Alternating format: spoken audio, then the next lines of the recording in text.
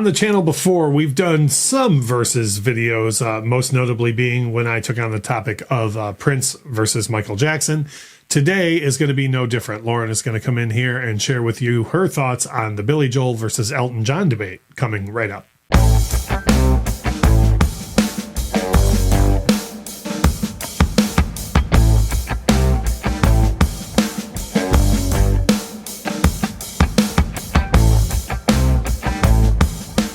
Hey, it's Russ and Lauren from the Infectious Groove Music channel here on YouTube. And as I said in the intro, I did one of these videos before myself because for whatever reason, the internet feels the need to constantly pit Michael Jackson versus Prince. And it's not just those two artists. It seems like everybody who does anything even remotely similar, somebody has to be like, oh, well, we have to know who's better or whoever, you know. So for years, and I am not even close to an expert on either of these artists, but you always hear Billy Joel and Elton John, not just compared, but people always have to say, like, even though they did a tour together, yeah, you know, and there's like no competition there that I know of, maybe outside of like friendly or healthy competition, you know, that's what you end up with is everybody going, oh, someone has to say who's better. So here's Lauren's take on the whole situation. Can I start with a spoiler and say like nobody, but right. Yeah, but give the reasons why. Oh, yeah, that's the plan. Right. That's the plan. So I kind of broke this down into a couple different things. And I think one of the biggest like checks against Elton John that a lot of people go with is, well, he didn't write his own lyrics. Right. And Billy Joel did, yeah. right? But there's something to say about the difference between a songwriter and a composer, you know? Elton basically was taking lyrics that most of the time Bernie Taupin, but, you know, other people kind of along the way, and he interpreted them in his own way. Whereas Billy Joel kind of has that more intimate singer-songwriter feel to a lot of things that he does. Yeah.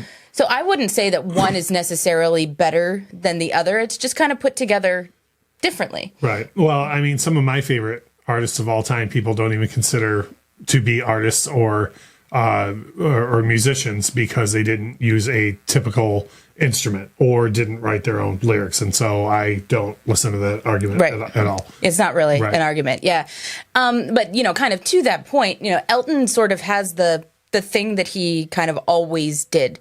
Whereas, you know, kind of if you listen to stuff, Billy Joel had a tendency to dabble in more different musical styles than Elton. Like, you kind of know an Elton John song to hear an Elton John song. Right. Whereas Billy was kind of all over the place with stuff that he was doing. You had the rock stuff, you had the ballad stuff, you had the weird, like, Tin Pan Alley kind of things. There's a lot of jazz happening in there. Yeah. And Elton didn't stray too far from the thing that he always did. So, I mean, I don't know. I'm not saying one is better than the other. I'm just saying, you know, that's kind of a thing. There's something to be said for both. I like when artists evolve and try new things, but then I also know that there's a lot of people that are like, I want this artist to sound this way. So, again, it could go either way. Yeah. So, the next thing that I wanted to talk about is the chord progressions. As somebody who plays, you know, keyboards and piano, I can sit down and bang out an Elton John song relatively easily because it's the chords what make up an Elton John song, you know, without even playing the riff at the beginning of your song. If you just play the chords, people are going to be like, oh, that's your song. You don't even need that.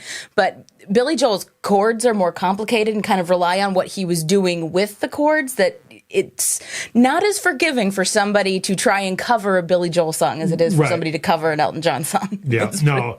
Yeah, and the same can be said for guitarists, too. I think a lot of people can think of examples in the guitar world where one person, for example, you take Eddie Van Halen himself. There's points in his career where you could cover things because he's doing simpler chords as the riff. And then there are other things where you wouldn't even try to start trying to pick it up. So it's interesting to see that out of these two different artists with piano. Oh, for sure. And kind of to that point, you know, a lot of people, the ultimate crux of this question is, who is the better piano player? Right. And Billy Joel has actually said that he feels like Elton John is a better piano player than he is. But I would argue that a lot of it has to do with the structure of their songs, in that Elton's chord progressions are more simple, so he gives himself a little bit more room to improvise with it. You know, so Elton is hands down a better improviser on piano than Billy Joel is, like no question. But Billy Joel's songs are more technical to begin with, that he can sit down and do the same thing the same way over and over and over again, because that's how he wrote it. Right. So one thing, and this happens with other artists that I've mentioned that people have to compare all the time for some reason, is legacy, which I know you're going to talk about next. With legacy, here's my thing, and this is just my take. I haven't even looked at your notes on this yet. This is just a point I wanted to make. Here we are now. This video is being shot at the top of 2023, and we're still feverishly talking about Billy Joel and Elton John.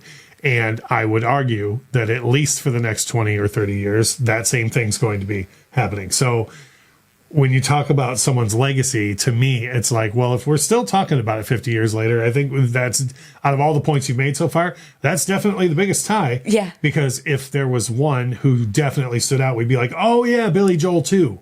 You know, like, you know, or, oh yeah, I guess we got to talk about Elton John too. Whereas the two always come up together. They do. They always come up together. And they have that in common, but they've kind of handled their legacies differently, like really differently. You know, Billy Joel stopped putting albums out after River of Dreams. Yeah. And then he just kind of toured with the stuff that you know. And he's been doing that, like, you know, he's got records at Madison Square Garden for having the longest residency there. Right. People still want to go see Billy Joel in concert, even though he hasn't put an album out in 30 years, you know? Yep. Whereas Elton John, still consistent output of stuff. Like he just had a hit with Dua Lipa and another one with Britney Spears. Right. And so Elton John has found a weird, interesting way to make himself relevant without totally being like retrospective with it. Of course, we don't know this for sure, but I would argue that we could flip-flop this too. Like Billy Joel could be the guy who's still putting out stuff, and Elton's got such a bank of material that he could be the guy that was like, well, I'll just tour on the hits. Yeah. You know, so again, that could be interchangeable as well. So I'm excited that Lauren brought this topic up because when I did the Prince Michael Jackson video, we got a lot of comments of people being like, yeah, why do we have to have it be one or the other, you know? But I also think that it's not, at the beginning of the video, you were like, you know, hey, there's not going to be a winner. But there's a lot more to it than that. You know, there are valid points that can be discussed on both sides. So speaking of valid points to discuss on both sides, we always love when the comment section lights up. So leave us some comments below. Let us know what you think. If you definitely have a favorite between the two, that's cool, but that doesn't even necessarily make the one a better artist per se than the other. But we always love to hear from your comments below, and we try and respond to them as much as we can. If you even have an idea for a future video or artist you'd like us to see the same format, discuss like this person versus that person, leave us a comment and let us know. And as we always say, thank you so much for watching.